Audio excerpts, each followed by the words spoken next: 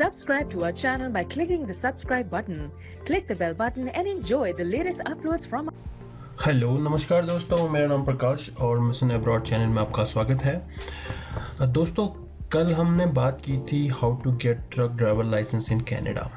इसकी overall process हमने how to get truck driver license, इसकी जो प्रोसेस थी पूरी कम्प्लीटली मैंने आपको इसमें बताई थी और बहुत से लोगों ने इसे अप्रिशिएट भी किया था। और मैंने आपसे जैसे प्रॉमिस किया था कि मैं आपको ट्रक ड्राइवर वर्क परमिट के बारे में आज डिस्कस करने वाला हूं। ये मैंने प्रॉमिस किया हुआ था आपको। चलिए इसी सिलसिले में हम आगे बढ़ते हैं। आगे बढ़ने से पहले मैं सारे व्यूअर से रिक्वेस्ट करूंगा, प्लीज़ सब्सक्राइब दिस चैनल। बहुत ही अच्छे वीडियोस आप तक पहुंचने वाले हैं, आपको बहुत ही अच्छी इन्फॉर्मेशन मिलने वाली है आपके फ्यूचर के रिगार्डिंग। तो प्लीज़ चैनल को सब्सक्राइब कीजिए और बढ़ते हैं आगे। तो दोस्तों, सबसे पहले मैं एक शीट ओपन करूंगा जो मैंने आप लोगों के लिए बनाई है। स्पेशली पूरी प्रोसेस की शीट है जो कि मैंने बनाई है how to get truck driver work permit in Canada. Okay, truck driver work permit in Canada, it's very easy process अगर आप इसको सही तरीके से सही मायने में इसको लेकर चलते हैं। ठीक है, इसका मतलब यह है कि अगर आप थोड़ा सा डेडिकेटेड हैं तो आप इजीली ट्रक ड्राइवर की जॉब कनाडा में ले सकते हैं। ठीक है, तो इसकी प्रोसेस की बात करते हैं। जैसा कि मैंने कल एक्सप्लेन किया हुआ था, ये पूरी प्रोसेस में पहला है आपको सबसे पहले कनाडा टूरिस्ट वीज़ा लेना है। ओके, अब कनाडा टूरिस्ट वीज़ा कैसे लेना है, या तो आप ये खुद ले सकते हैं ऑनलाइन अप्लाई करके। अगर आपको अप्लाई नहीं करना आता तो मेरी पिछली वीडियोस में जाइए, उसमें देखिए कि how to apply for Canada tourist visa. उसमें एक वीडियो बना रखी मैंने, फुल्ली एक्सप्लेन किया हुआ है। आप वहाँ पे जाके खुद ही अपनी वीज़ा अप्लाई कर सकते हैं। ठीक है, ओके। सबसे पहले आपने कनाडा का टूरिस्ट वीज़ा लेना है और उसके बाद डायरेक्ट आपने टोरंटो जाना है। अब टोरंटो में जाने के बाद आपने वहाँ पे नॉर्मल जो ड्राइविंग लाइसेंस है, आई मीन कार, जो 4 व्हीलर का ड्राइविंग लाइसेंस है, कार का, छोटी मोटी जिप्सीज़ का लाइसेंस आपने लेना है, जो कि सभी चीज़ के लिए होता है। नॉर्मल जो ड्राइविंग लाइसेंस होता है वो आपने ऑब्टेन कर लिया। उसके बाद आप एक ट्रेनिंग स्कूल में जाएंगे।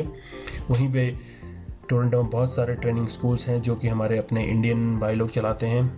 ठीक है, सरदार जी स्पेशली, बहुत सारे इंडियंस वहाँ पे बसे हुए हैं और आपकी बहुत अच्छी हेल्प करेंगे। स्पेशली जब उनको पता चलेगा कि आप इंडिया से आए हैं और आप ड्राइविंग सीखना चाहते हैं। तो इस सेक्टर में काफ़ी सारे इंडियंस हैं, पंजाबी लोग काफ़ी हैं वहाँ पे।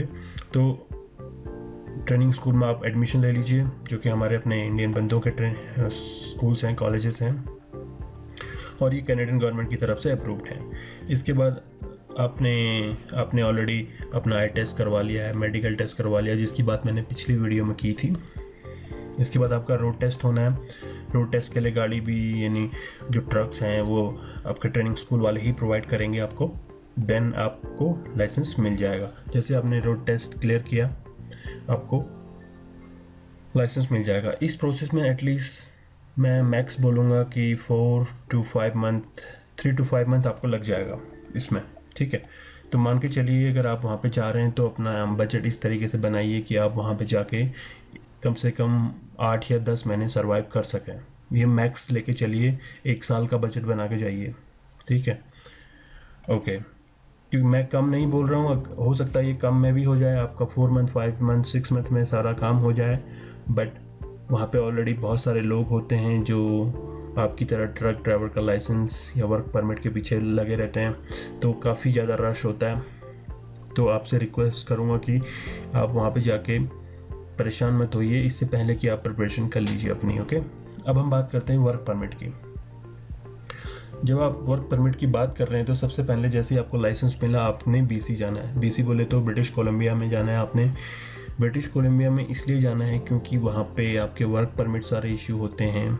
ठीक है, LIMA वहाँ पे मिल जाता है ईज़िली, 1 डे प्रोसेस है, आपको वहाँ पे क्लियर हो जाएगा। ठीक है, लेकिन उससे पहले आपके पास क्या होना चाहिए, किसी भी एम्प्लॉयर से आपके पास जॉब ऑफर लेटर होना चाहिए। ओके, आप जॉब ऑफर लेटर कैसे ले सकते हैं? सबसे पहले अगर आप किसी इंडियंस को जानते हैं वहाँ पे। सपोज अगर आपके फैमिली वाले कोई हैं वहाँ पे, आई मीन जिनकी ट्रांसपोर्टेशन कंपनीज़ हैं, लॉजिस्टिक कंपनीज हैं जहाँ पे ट्रक चलते हैं, जिनका मेनली डीलिंग ट्रक के थ्रू होती है, अगर आप उनसे जॉब ऑफर लेटर ले सकते हैं तो ये सबसे बेस्ट ऑप्शन है। ओके, या आपके पास ऑलरेडी किसी ने प्रॉमिस किया हुआ है कि आपको जॉब ऑफर लेटर मिलेगा, अगर वो कंफर्म है देन आपको जॉब ऑफर लेटर लेना है आप एम्प्लॉयर से।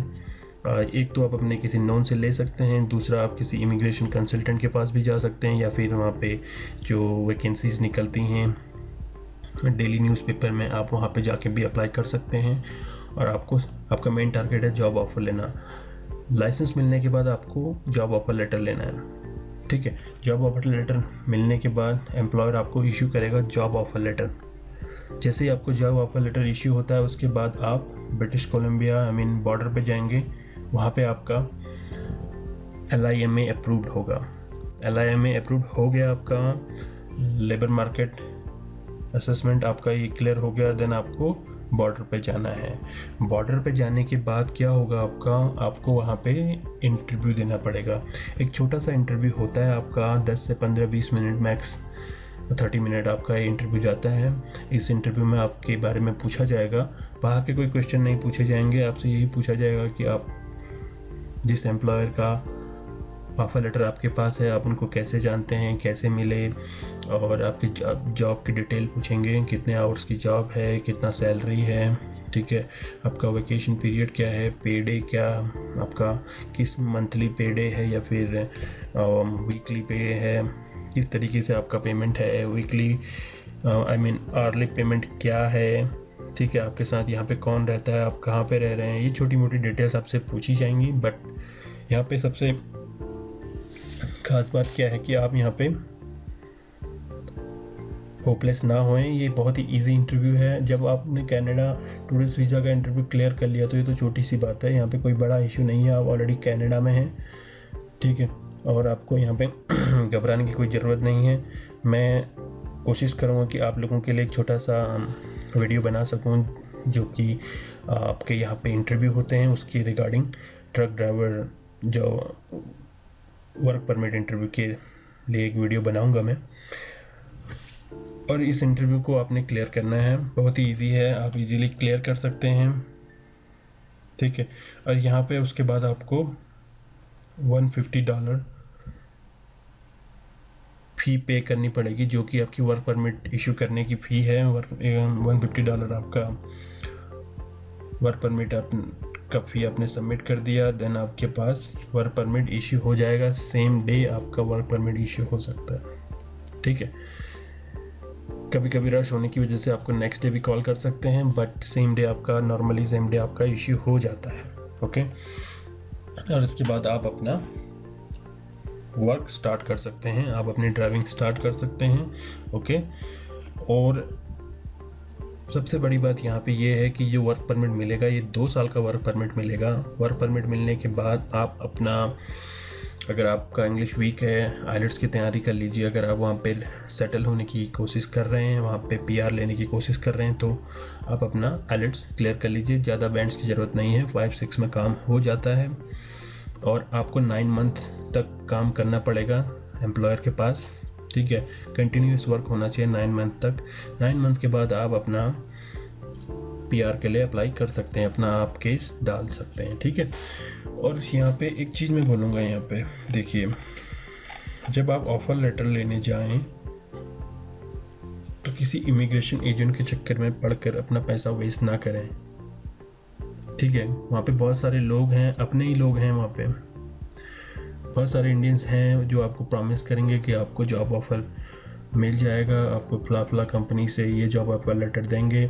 आप उनके चक्कर में पड़कर अपना पैसा वेस्ट मत कीजिए, आपसे एडवांस मनी लेंगे। कोशिश कीजिए, अगर एजेंट आपको प्रॉमिस कर रहे हैं कि आपको जॉब ऑफ़र लेटर मिलेगा, तो उससे पहले जब तक आपका जॉब ऑफ़र लेटर क्लियर नहीं हो जाता, आपको वर्क परमिट इशू नहीं हो जाता, तब तक आप पैसा मत दीजिए, ठीक है। वैसे अगर आपको जल्दी चाहिए तो इमिग्रेशन एजेंट ही एक ऐसा ऑप्शन है, लेकिन सारे लोग फ्रॉड नहीं होते, कुछ लोग फ्रॉड होते हैं वहाँ पे। बट आपको ध्यान देना है, वेरी केयरफुली है, आपको वहाँ पे यूज करने हैं इमिग्रेशन एजेंट को। तो ये था जो मैं आपको एक्सप्लेन करना चाह रहा था, ठीक है। तो how to get Canada work permit for truck drivers आपको यहाँ पे क्लियर हो गया है। इसके बाद अगर आपको कोई डाउट्स हैं, कोई क्वेरीज़ हैं तो प्लीज़ कमेंट करें या फिर मुझे ईमेल भी कर सकते हैं। मैं सारे व्यूअर्स से रिक्वेस्ट करूँगा कि प्लीज़ चैनल को सब्सक्राइब कीजिए और आने वाले वीडियोस को लाइक कीजिए, नोटिफिकेशन ऑन कर लीजिए ताकि फ्यूचर में जो वीडियोस आने वाले हैं आप तक पहुंचते रहें। तो मिलता हूं दोस्तों अगले वीडियो में, तब तक के लिए thank you, have a good day, bye bye, be safe.